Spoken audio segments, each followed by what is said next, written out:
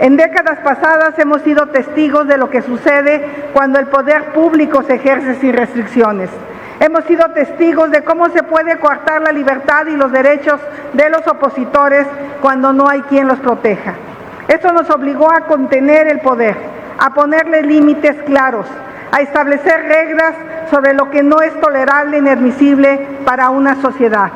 Eliminar esos límites es debilitar los cimientos de la casa en la que todos vivimos.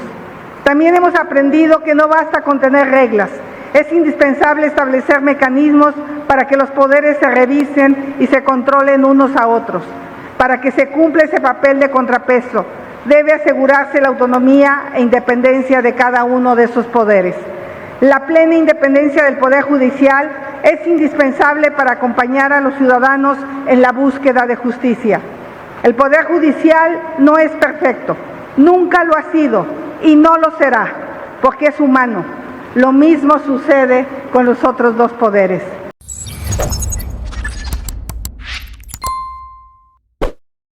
Un saludo para los pregoneros, con todo mi corazón. Un saludo a los pregoneros. ¿Qué tal amigos y amigas? Bienvenidos a una nueva información más, bienvenidos a su canal Pregoneros. El día de hoy, martes 9 de julio, vamos con información pregoneros porque la que se niega a dejar el ridículo a nivel nacional pues es la ex candidata del PRIAN, Berta Xóchitl Gálvez, que el día de hoy se presentó en estos diálogos nacionales para la reforma al Poder Judicial desde Chiapas en este nuevo foro, mis estimados pregoneros, donde ahí estuvo Nacho Mier, ahí estuvieron los panistas, Rubén Moreira, Jorge Romero, ahí estuvo también el diputado Fernández Noroña, y vean, luego la participación de Fernández Noroña se presenta y pide la palabra Berta Xóchitl Gálvez, ¿para qué? Para defender a Norma Piña y a sus secuaces. Vamos a ver. Muy buenas tardes. Más difícil todavía en 3 minutos. Así es que yo hago mía la intervención de Andrade, la intervención de Lainez. Me gustó mucho el ministro, por supuesto, de mi hermanito Jaime Cárdenas, de Sonia Maya. Quien dice que estos foros no tienen sentido, hoy queda demostrado que está la discusión planteada. Es división de poderes, y división no es confrontación, efectivamente, como aquí se plantea, ni mucho menos contrapesos. Y la verdad es que ayer la presidenta de la Corte, la ministra Norma Piña, convocó al compañero presidente López Obrador y a nuestra virtual compañera presidente Claudia Sheinbaum Pardo al diálogo. Y yo soy muy mal entonado, porque si no le cantaría la de llegaste tarde en el ocaso de mi vida triste. Porque ese diálogo era antes, porque el Poder Judicial se pudo reformar a sí mismo y se negó. Y hoy estamos en esta condición de discutir la profundidad de la reforma, que yo sostengo que es una revolución, e insisto que el soberano es el pueblo, y se le sigue regateando en algunas intervenciones el derecho a tener no solo la decisión de elegir al poder unipersonal, en un régimen presidencialista, al titular del Poder Ejecutivo Federal, elige al Poder Legislativo y ahora elegirá al Poder Judicial, a las personas juzgadoras. A mí me parece que seguir discutiendo este tema de si tiene o no, si es correcto, si va a funcionar o no, es ocioso, porque eso va a ser así. Quien quiera seguir pensando que el pueblo no va a elegir se equivoca. A partir del primer trimestre de 2025 el pueblo va a elegir al Poder Judicial. Entonces lo que tenemos que discutir es cómo, qué requisitos, cómo. Esto que se está planteando es importantísimo. Yo no soy abogado, pero en el desayuno planteaba Ramiro el tema, nuestro presidente de la Comisión de Puntos Constitucionales. Yo comparto con él, sin ser abogado, que el control constitucional debe quedar en la Corte, que un juez puede determinar sobre violaciones a derechos humanos y si hay un asunto de constitucionalidad remitirlo a la Suprema Corte de Justicia de la Nación y asunto resuelto. Pero me parece que la manera en que ha venido, yo lo dije, lo reitero, tomando decisiones políticas disfrazadas de jurídicas la Suprema Corte en este último periodo, que se convirtió en el reducto del conservadurismo, pues es inaceptable. Entonces la reforma es una obligación política, moral, ética que tiene el poder legislativo. Si la ministra Presidente Norma Piña quiere diálogo, este es el espacio. Está en manos del Poder Legislativo, es aquí donde se está discutiendo, es aquí donde se deben entregar las conclusiones, es aquí donde se debe enriquecer y discutir la reforma al Poder Judicial. Y yo terminaría más que preguntando, agradeciendo las intervenciones que aquí se han dado y cierro. Hubo un juez que yo no compartí nada de lo que dijo, nada es nada. Pero me parece incorrecto que le hayan cortado el sonido, debió terminar porque si no pareciera que estamos negados a escuchar y la decisión ciertamente en la esencia está tomada, pero todo lo que enriquezca esta reforma es bienvenido. Así es que yo haría un llamado en ese sentido, en que de repente con el tiempo es complicado, el tiempo es limitado y se están haciendo intervenciones muy valiosas desde los muy diversos puntos de vista que hay en nuestro país. Muy agradecido de su participación, mi reconocimiento y reitero que me siento muy contento y muy honrado de estar participando en estos diálogos. Muchas gracias por su atención. Muchísimas gracias. El Partido Acción Nacional ha propuesto a la senadora Xóchitl Gálvez Ruiz, para quien le pido pueda hacer uso de la palabra. Adelante, senadora.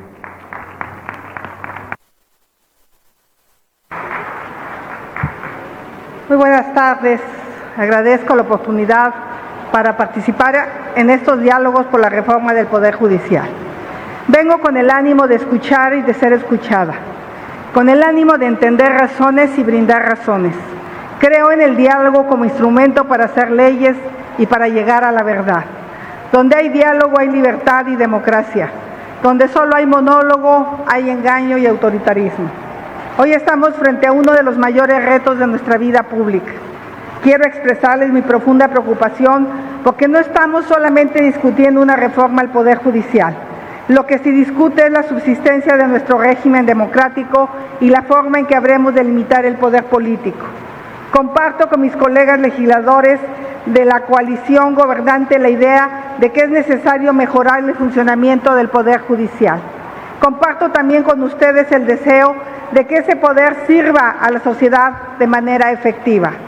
Lamentablemente, las reformas propuestas no van en esa ruta.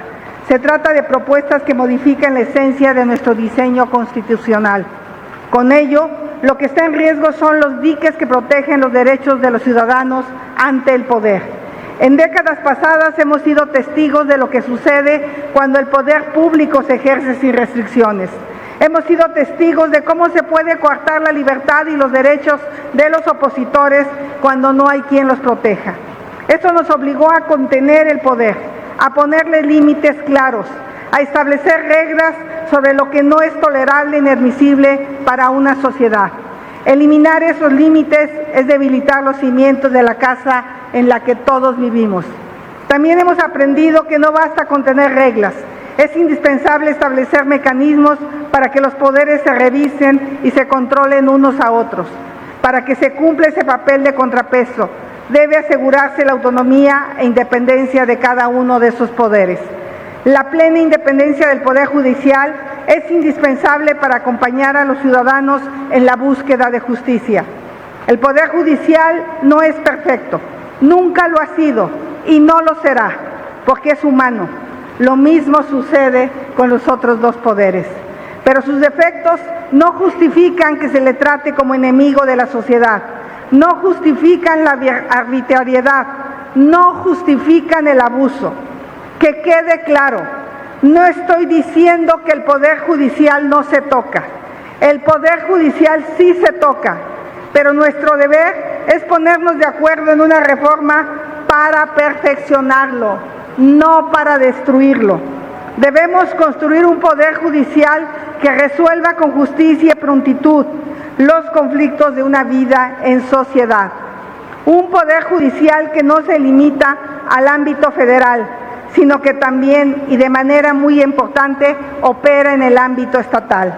Mal haríamos en negar que muchos de los órganos locales de justicia requieren una reforma a fondo para lograr la transparencia y la independencia.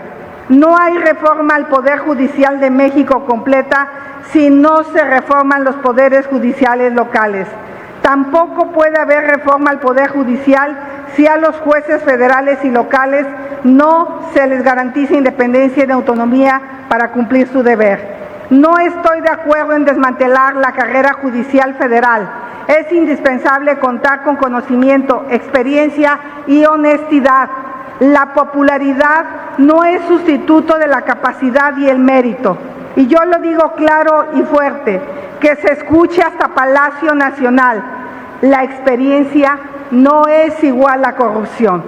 Por todo esto, no estoy de acuerdo que se elijan por el voto popular a los ministros de la Suprema Corte ni a los jueces y magistrados de la Federación. Concluyo.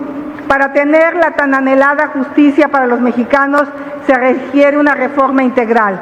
1. Es necesario atender la prevención del delito con educación y justicia cívica. Si no ordenamos las calles, no podremos ordenar el país. 2. Reformar las instituciones de procuración de la justicia estatal y federal. Las capacidades de investigación están rebasadas. La mayor deuda de la justicia con la sociedad está en los estados.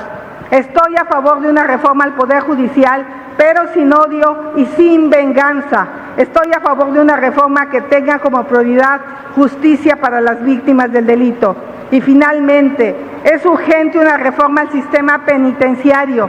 En la imposición de penas no puede haber privilegios, pero tampoco violación a los derechos humanos. La actual propuesta de reforma al Poder Judicial no resuelve los problemas de la gente, pero sí puede generar más injusticia, con ello más encono y división entre los mexicanos. De nuestra capacidad para dialogar y escuchar depende que esta reforma no genere agujeros de impunidad para una delincuencia que cada día genera más dolor. Ojalá la virtual presidenta electa haga honor a su espíritu científico y escuche a los especialistas quienes llevan toda su vida estudiando los temas. Concluyo, deme 30 segundos. En caso contrario, los grupos de la delincuencia organizada podrían tener jueces del narco. ¿Se imagina?